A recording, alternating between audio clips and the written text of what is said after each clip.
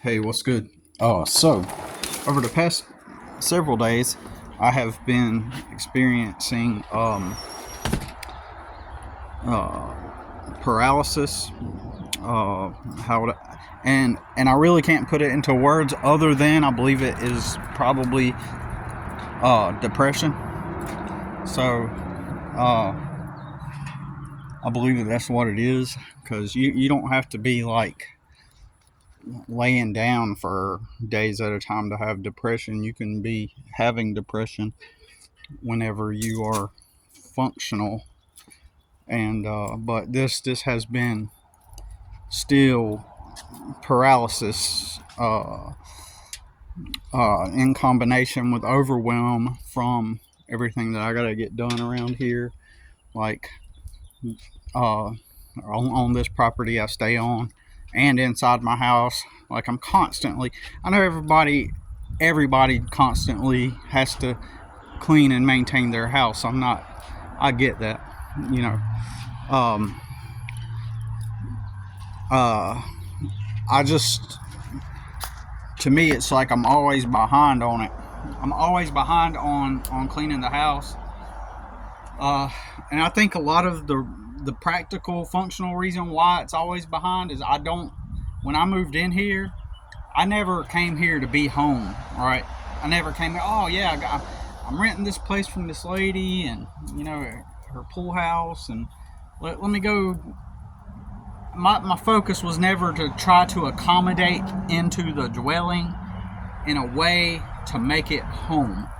In my mind, it has always been a transitional place. I did not want to come and move in on this property. When I had to move into this property, I had to out of necessity, out of, I could have stayed living. I could have stayed in the truck. It was February of a couple years ago, over a year and a half ago. It was February. I'm staying, or March. I'm staying in the truck. It's still winter outside, right? It's still cold, and we had to sleep in the truck for a week in parking lots and stuff. So this could be a combination of the weather changing and the fact that business has dropped off. And I'm pretty sure all these factors are at play. And some other just stupid dealings with the property owner that, I guess I'll tell the story real quick. I went and bought these, she asked me to go get some flowers, some mums, because it's fall, and in the fall, people put mums out around here, and so in my mind, as a gardener, as a landscaper, it is around the 7th of October, early October. So my way of thinking is that these mums, they're about to sprout, and they're about to become big. In fact, they've already begun to sprout ever since I put them there. So yesterday she calls me into her house and complains about, what are those? Like, what are those? Some like $5 mums? And I was like, yeah, they get big. So you got to think, my thing is if I buy them before they have sprouted, it just makes sense to get them, and it's early October. They haven't sprouted. By the time Halloween gets here and Thanksgiving gets here, they will all this.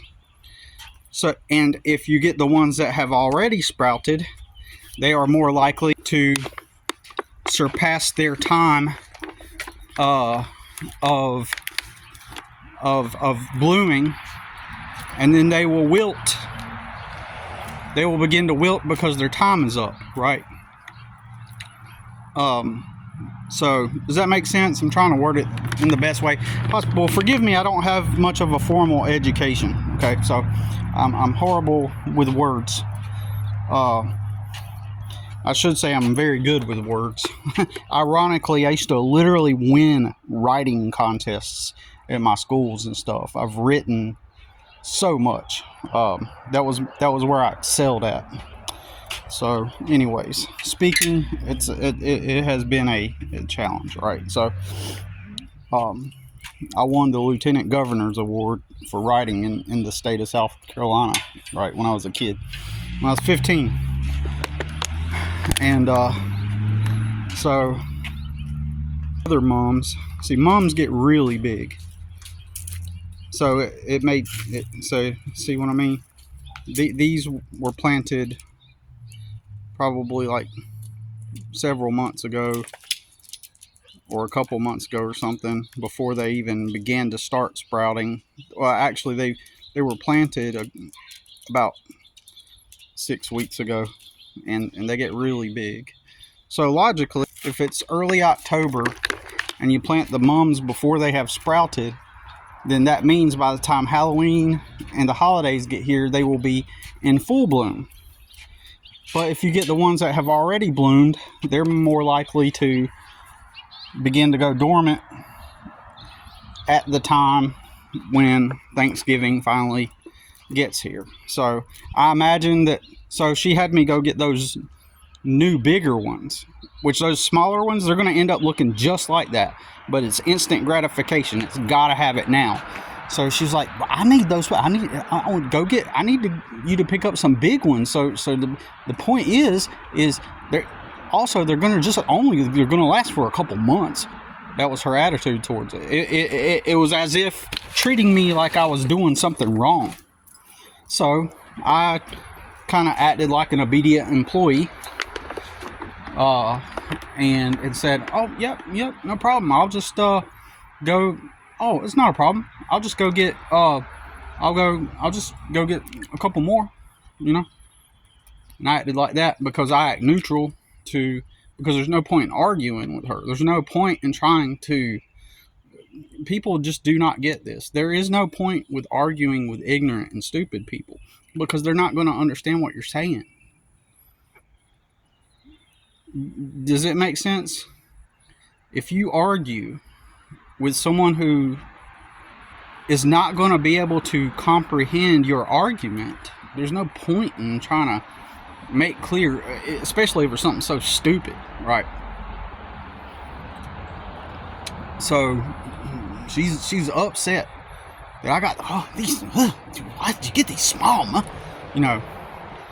And her point was so that everybody can ride by and see that it's fall, and as if my theory was, why'd you get the small one? Oh, but so those mums that are the new ones that I just got that are already sprouted, by the time Thanksgiving gets here, they're going to already begin to wilt and not look as fresh. But so my logic is logicking, right? My intelligence is, accurate, and so that puts some extra stress on me because I can't leave here yet, and what I can do is to begin the process of putting all my stuff a month in advance ahead of time into my storage room, start moving all this stuff out to the bare minimum, and then just plan to go live out in the truck pretty much, hopefully, because if with my son being a minor still at 17, if I were to up and leave and go live out of my truck and sleep in parking lots, then if I were to go up and sleep in parking lots and stuff, and he's 17, even though technically, legally, he's an adult and he's done with school, then they could still get me on child neglect or something probably. Or they would, because I know my name is in their system since I've uh, shown out to the corruption in my state, in the county, and so so I don't want to encounter some cops, at least while he's uh, 17, and I even question it even after he turns 18. You know how they would treat me because they might. As crazy as this sounds, my name may be kind of flagged in their system to be like, yeah, he's one of those, as far as like the people that are going to fight back against their corruption. They might have me pinned or labeled as someone to be on the watch for, if that makes sense. So, uh, but I could also wait until her old dog dies, and when she said she's going to give me a month in advance, whenever her dog dies, she's going to give me a month notice to move out. And it's weird because all these nice things and the way she is nice at times, it just, the negative sides of her just totally cancel out all the positive ways she's been. And so it's, to my, you know, the way I see it is, yeah, I guess to make it clear, all the negative things cancels out. This lady has helped me, okay? She's helped me with things, and but in my opinion, you can sit there and help me with a ton of stuff, but you disrespect me and act the way you do, it completely cancels out anything positive, you know, and cancels out anything positive. And so, like, when I was staying in the Salvation Army with my son,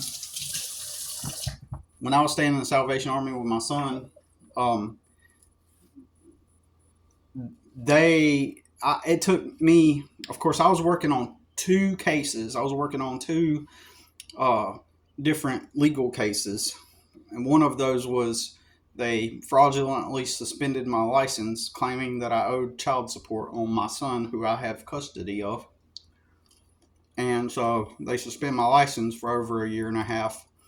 So I'm working on that case. And I'm working on this other case involving his mother, who was, DSS got called into her life, or CPS, for her kids, and they enmeshed my son and me into her case. And so I had to fight a year to get off of that.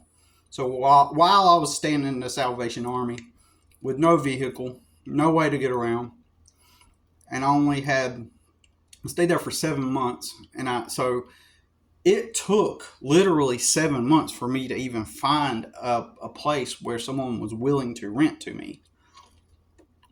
I didn't even have a vehicle yet. And my license was suspended when I found that place. Still, pure coincidence that when I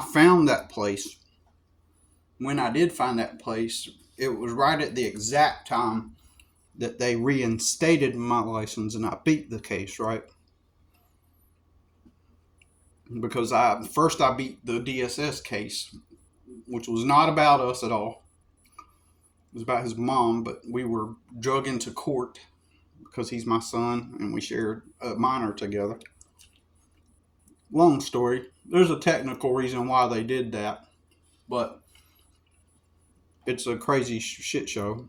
So a couple months later, I beat the license fraudulent case, and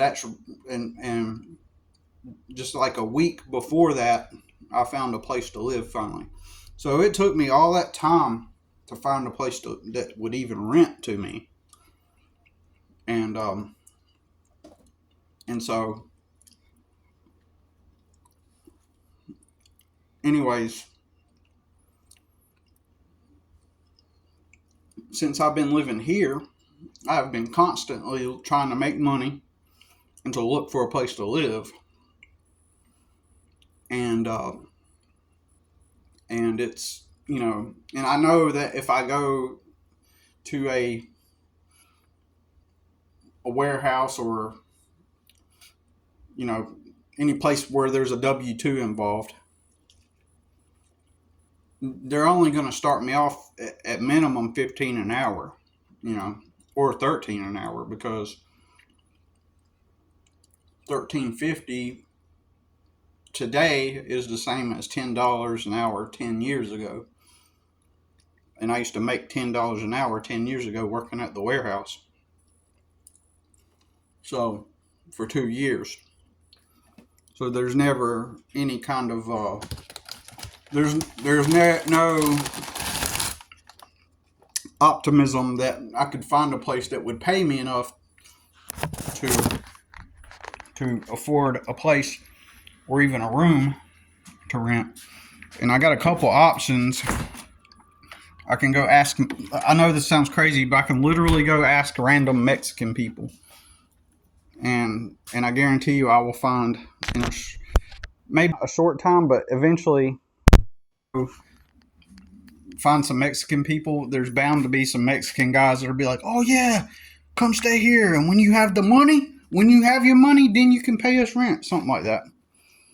I could do that because, frankly, the Mexican people are really nice people, right? And they are willing to help you out like that. They're always willing to share their food, share their resources, and help you out, usually. But it's also the novelty factor of the fact that it's like some gringo, some white guy that knows their language is approaching and talking to them. It's the novelty of it. It's like, and so I know that that's part of that dynamic. Like they think it's cool that like an American guy wanted to get to know their culture and learn their language, and they think that's cool. And so you can make friends with them, and most of the time, a lot of those dudes are just working guys that want to make money and send money back home, or save money until they have enough to establish themselves and then move back down to Mexico where they can live off the money. Because what is a little bit of money for me is a lot of money to them in Mexico. And so, but I want to find a piece of land that I can go rent from. And this whole time, I've not been able to find another place to live.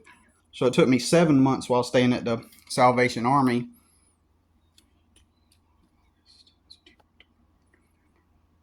I've been here 1 year and 7 months, right? About approximately here, staying here 1 year and 7 months. And the same amount of time that my license had been suspended, interestingly. And so during this time, I have not been able to find a place. I have not been able to generate enough income to be able to save and move out. And I know that a warehouse is not going to pay me enough to save and move out. Even if I had a warehouse job with 40 hours a week and working a part-time job, that would not be enough money to save and move out. Plus, if I did have a part-time job, I would have to sacrifice something. And I'm in that state right now. I have to sacrifice something. I have to neglect something in order to take care of something, right? So that what I'm saying is right now I'm going to go work on this yard. But I need to be working on my blower that went out.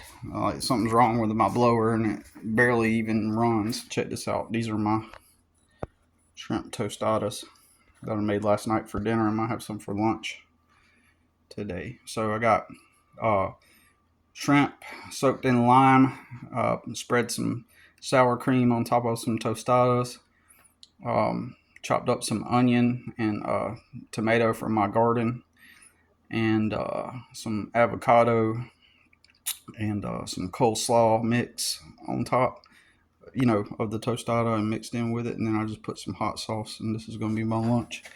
and soaked in lime, and then squeeze some lime over top of it. Pretty good Mexican food. Mexicans showed me how to do that. Basically, I mean, I think they do it a little bit differently, but basically, So that should be your proof that I do know the Mexican people. All right. So, anyways, um, but yeah, so yeah, I know that if I get a part-time job, I'm gonna have to neglect this yard, right? Or neglect cleaning up inside my house. It's gonna be one or the other, and then incrementally, I have to chop away at things that need to be done, like in this house. Like, it's kind of cluttered. I moved everything around. I cleaned up one side of the house. Like, I moved everything from one side to the other and cleaned up the space, and the floor is real good where all the stuff was stacked and piled up, and moved it over opposite of where it was and cleaned up that space. And then now I'm gonna tackle this one corner. I'm gonna move everything out from that corner and put it, clean that floor up real good, and then move it all back. I got tons of boxes. It looks like I'm moving. Okay, like, I'll show you one corner. See, that's what I'm talking about. That's one corner. So it kind of looks junky in here, but I'm saving them boxes on Pano that I'll end up moving. But ideally, what I would like to do is save up for a camper. It depends on how the circumstances go. I want to get a camper. Thankfully, my mother volunteered, and said that she would help me with some money to get a camper. That doesn't mean thousands of dollars, but something cheap. But I want to move on to someone's land, and them just let me do what I do here. Part rent, part maintain the land, or some other arrangement similar. I got a friend, or not a friend, but a customer who has a big, huge plot of land with multiple acres that slaves used to live on, and I do his property, and I'm gonna pitch it to him to let me park a camper on his land somewhere out of his way, and in exchange, maybe I can do all of his landscaping work for free, and or he could just charge me rent, and then I could just pay him like normal, right? Or he could just pay me like normal, like he always has, or something, like, to make it simple, or something, some kind of arrangement. It's been really hard to do that, because I talk to people all the time, and I say, hey, I'm looking for somebody that's got some land to park a camper on. I need to find a place where I could save. But I'm constantly behind because all the work, and my son does help me at times, right, when I ask him for help. But even then, a lot of the time when I have to teach him stuff. So if I get him to help me, oftentimes it takes longer to get stuff done, because I have to go back behind him and say, you got to do this and do that. And to be real, I do have to motivate him, like, get up, I need you to get up. But I mean, sometimes he's just not in the mood. And then when he's not in the mood, then I have to make him get motivated, right? And so that consumes time, and times where I've had to teach him stuff, it consumes more time. And the whole point is to get him to help, to save me time. And so sometimes I don't ask him for help, because I know it's gonna, like, cost me more time. But the last week, I said, hey, I need your help in mulching these leaves out here with the lawnmower. And he knows how to fire up the lawnmower, and I told him where I needed him to mow, and he did it for me. He didn't argue. He did not bicker. He's always helpful. I mean, there's just occasionally he just is in a bad mood, or not in the mood to work, and he doesn't, So, anyways, I'm already constantly always behind. And if I get a part-time job, if this lady sees me with some kind of you got to read people, you got to understand how people operate. If this lady that stays here sees me show up with the logo of some company on my shirt, of course I could just sit there and pretend I'm not working a part-time job and take off the uniform, but eventually she will find out, right? And so that could be actually more detrimental currently. This lady has more power over me. You know, she is in a high position in a very popular industry, right? And a very popular company, right?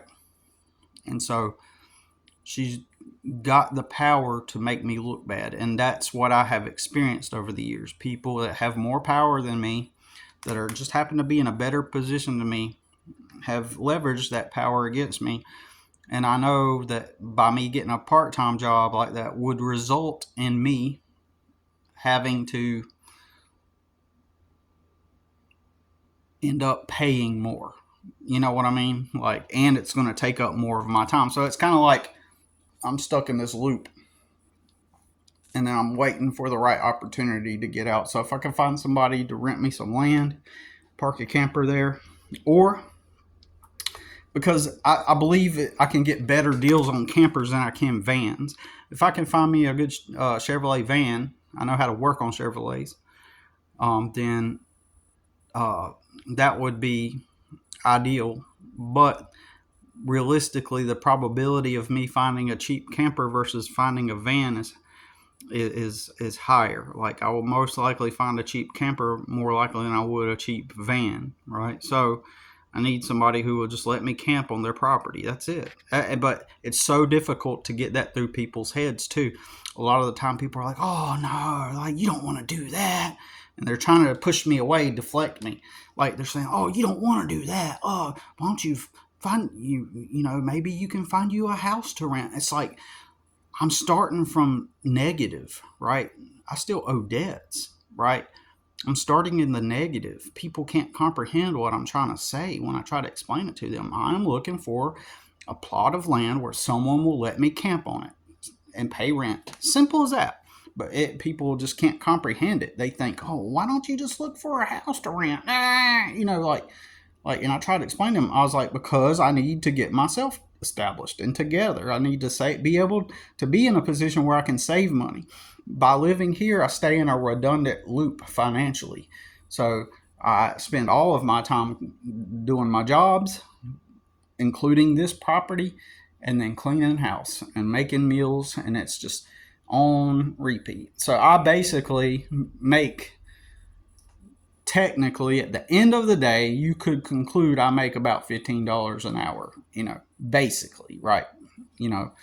When all is said and done, I make about $15 an hour, basically, right?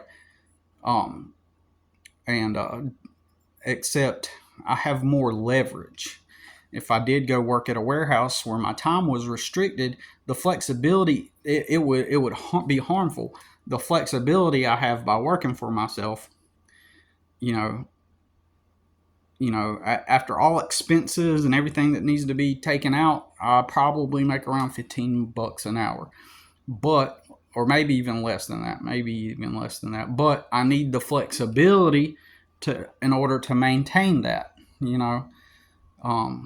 If I go back and do what I did for 20 years and work for other people, now my time is restricted, and now I'm making less because of all the factors and the dynamics at play whenever you don't have the flexibility.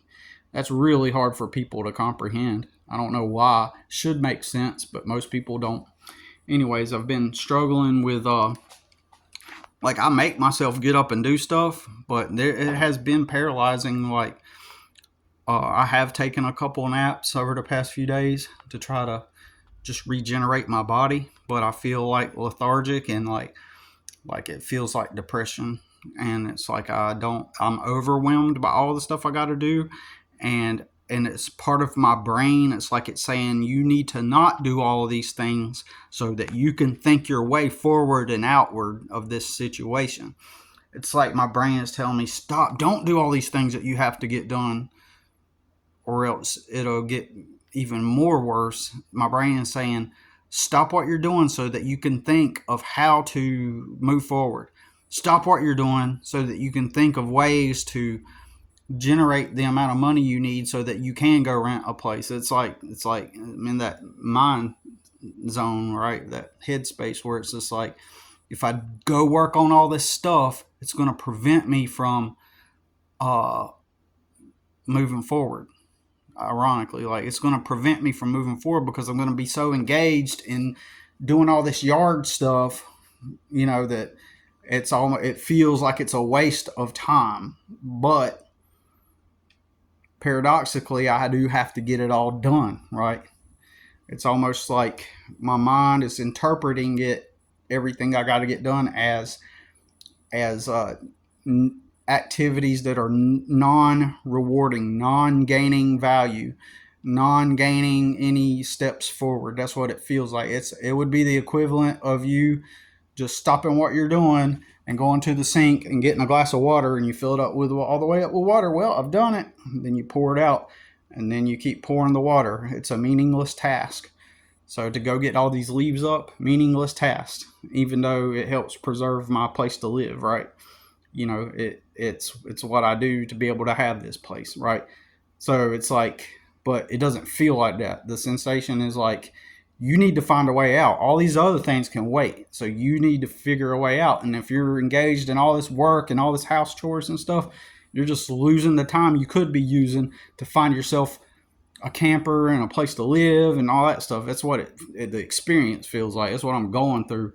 And it clouds my mind and makes my brain foggy and not able to think. And so anyways, that's why I started this video. I'm like, holy crap. And I'm about to eat lunch. So anyways, I don't know, just making a video about to have some tostadas for lunch. And then I'm going to go out here and I'm going to do a wasteless activity of planting brand new, already bloomed mums instead of the mums that will bloom once the holidays get here. So anyways, my wasteful time for stuff that's not even really important. My brain interprets, because it's not really important, but my brain is interpreting that like why are you planting mums when you could be like on Marketplace, on Craigslist, talking to people and trying to figure out a place where you could go live. Like I said, this place was supposed to be transactional place, like in and out. That's why my stuff is so unorganized,